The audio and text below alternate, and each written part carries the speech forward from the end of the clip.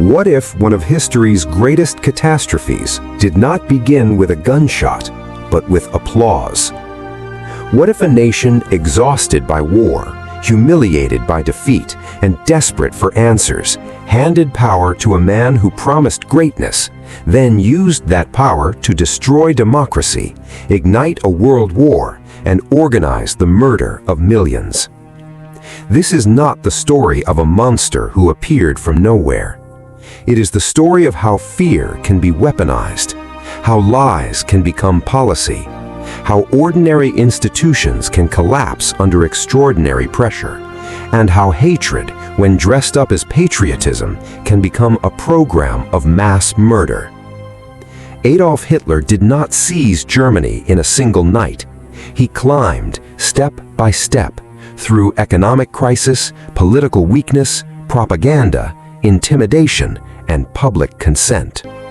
To understand Hitler's life is not to excuse him. It is to understand the warning signs.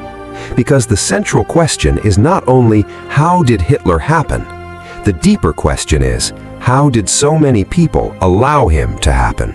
Adolf Hitler was born on April 20th, 1889, in Braunau am Inn, a small Austrian town near the German border.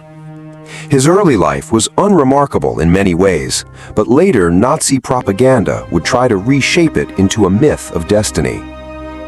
The reality was far less heroic. As a young man, Hitler drifted.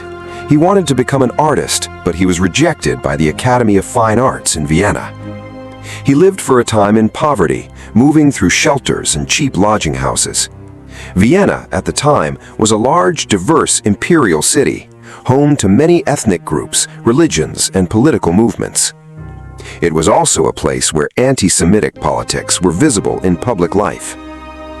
Hitler absorbed many poisonous ideas from the world around him: extreme nationalism, racial hierarchy, conspiracy theories, and hatred of Jews. These beliefs did not make him unique. They were already circulating in Europe. What made Hitler historically dangerous was his ability to turn these ideas into a political movement and later state policy. When World War I broke out in 1914, Hitler volunteered for the German army. The war gave him structure, purpose, and identity. He served as a dispatch runner on the Western Front and was awarded for bravery. But the war also deepened his fanatic nationalism. In 1918, Germany lost. For Hitler, the defeat was not simply a military event. It became the emotional foundation of his politics. Germany's surrender shattered the world he believed in. Instead of accepting that Germany had been defeated on the battlefield, Hitler embraced the false stab-in-the-back myth, the claim that Germany had been betrayed from within by civilians, socialists, Democrats, and Jews. It was a lie, but it was a powerful lie.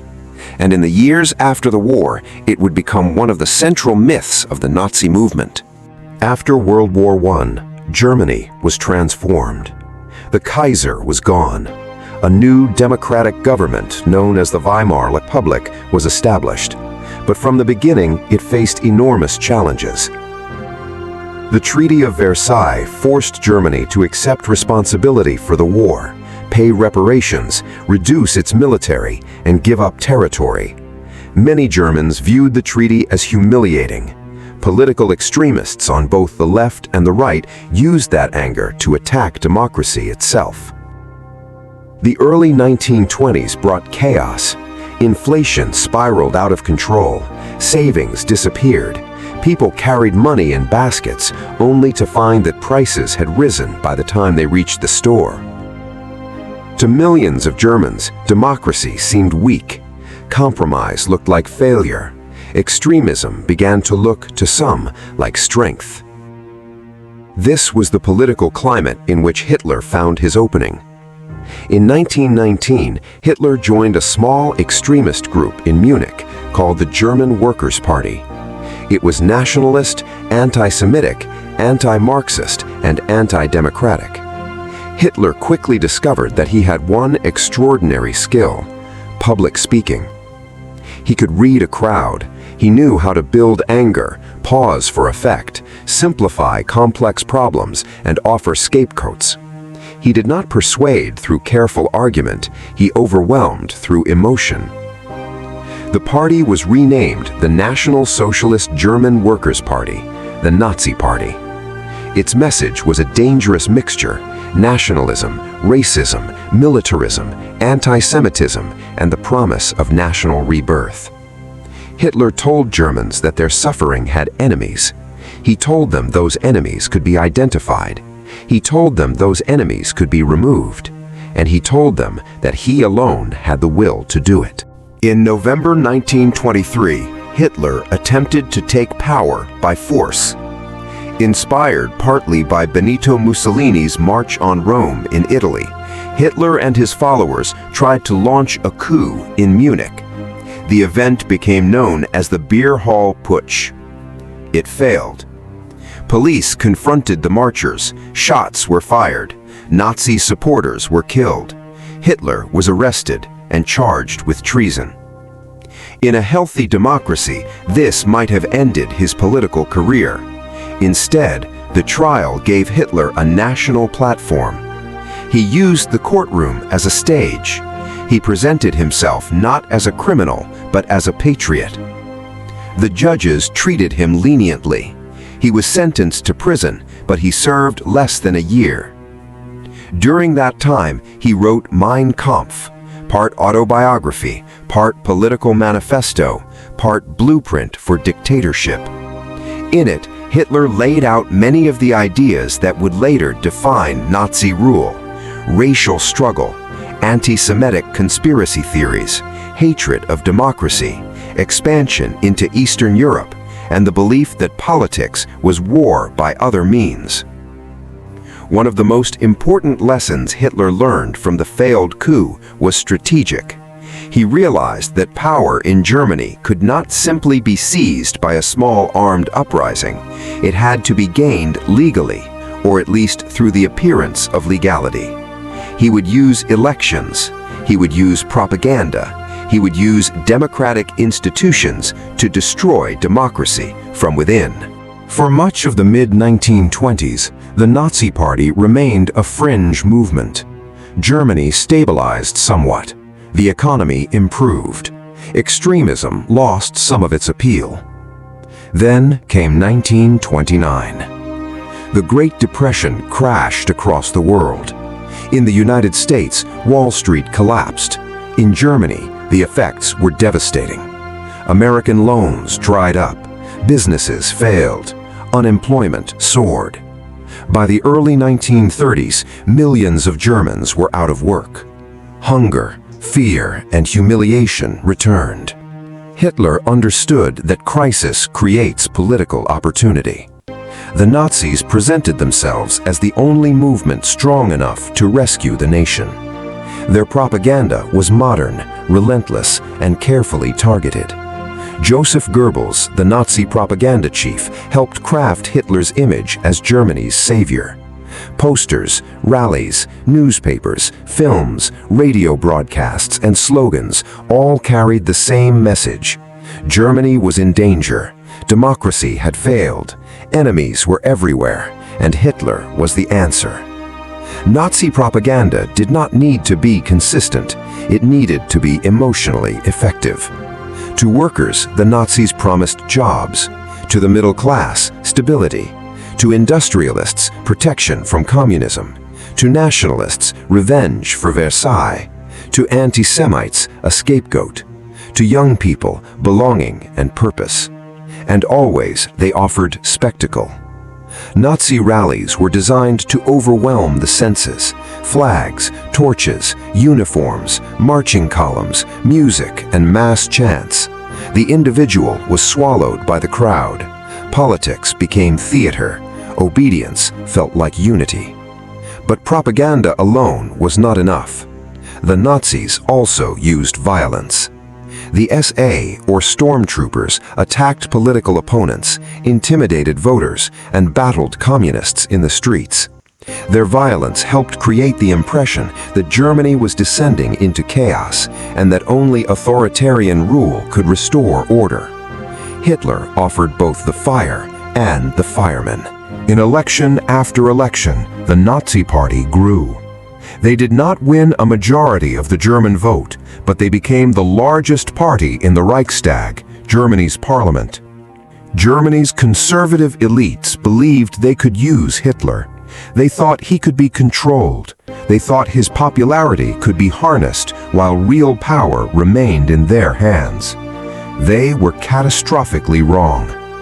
On January 30th, 1933, Adolf Hitler was appointed Chancellor of Germany. He had reached power through a legal process, but his goals were never democratic. Within weeks, the Reichstag burned. A Dutch communist was arrested. Hitler used the fire to claim that Germany faced a communist revolution. The government issued the Reichstag fire decree, suspending civil liberties, including freedom of speech, freedom of the press, and protections against arbitrary arrest. Then came the Enabling Act of March 1933. Passed under intimidation and political pressure, it gave Hitler's government the power to make laws without parliament. It was the legal foundation of dictatorship. Democracy did not disappear all at once. It was dismantled.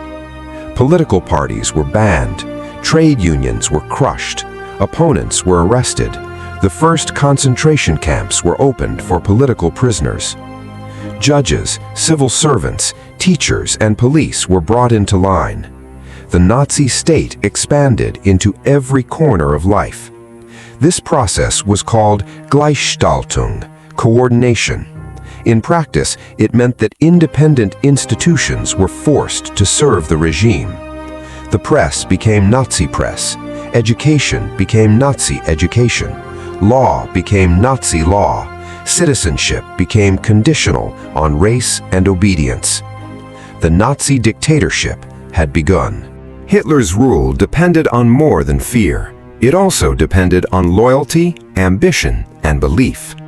The Nazis created what historians call the Führer state, a system built around the absolute authority of Hitler. His image was everywhere. He was presented not simply as a political leader, but as the embodiment of the German nation. This cult of personality was not accidental. It was manufactured. Photographs showed Hitler as strong, serious, tireless, and visionary. Speeches portrayed him as a man chosen by history. Propaganda erased failure and exaggerated success. Meanwhile, the regime delivered visible changes that many Germans welcomed. Unemployment dropped, partly through public works, rearmament, and removing Jews and women from parts of the workforce. Highways were built. Military production expanded. National pride was revived. But beneath this image of renewal was a system based on exclusion, terror, and preparation for war. In 1934, Hitler moved against rivals within his own movement. During the Night of the Long Knives, the SS murdered leaders of the SA and other perceived enemies. The army welcomed the purge because it reduced the power of the SA. When President Paul von Hindenburg died later that year, Hitler combined the offices of Chancellor and President. Members of the armed forces swore a personal oath to. Antisemitism was not a side issue in Hitler's worldview. It was central.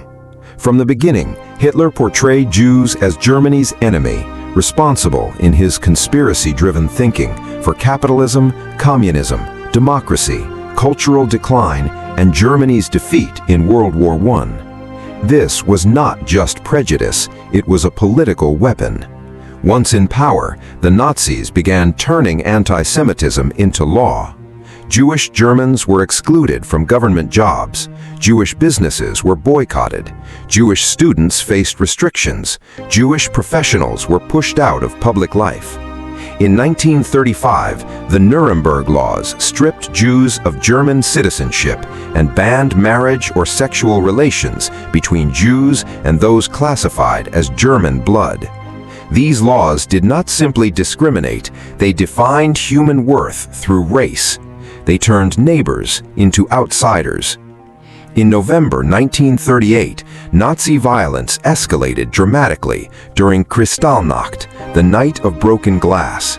Synagogues were burned, Jewish businesses were smashed, Jewish homes were attacked.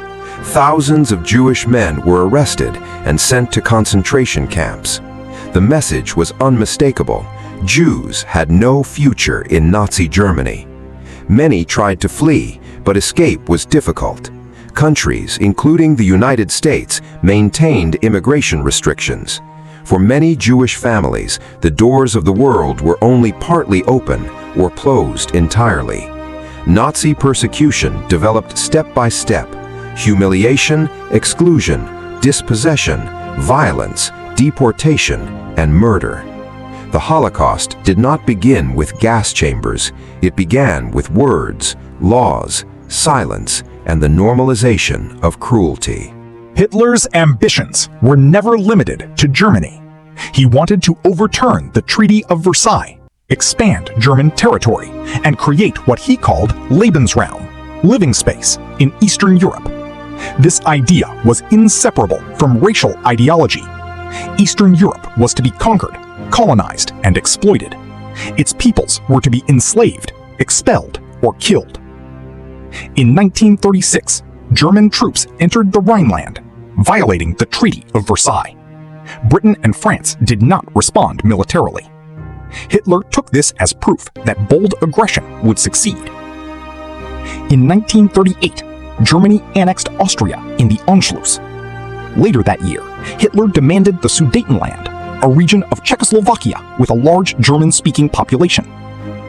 At the Munich Conference, Britain and France agreed to Hitler's demands in the hope of preserving peace. This policy became known as appeasement. But Hitler was not satisfied. In March 1939, Germany occupied the rest of Czechoslovakia. The claim that he only wanted to unite ethnic Germans was exposed as false.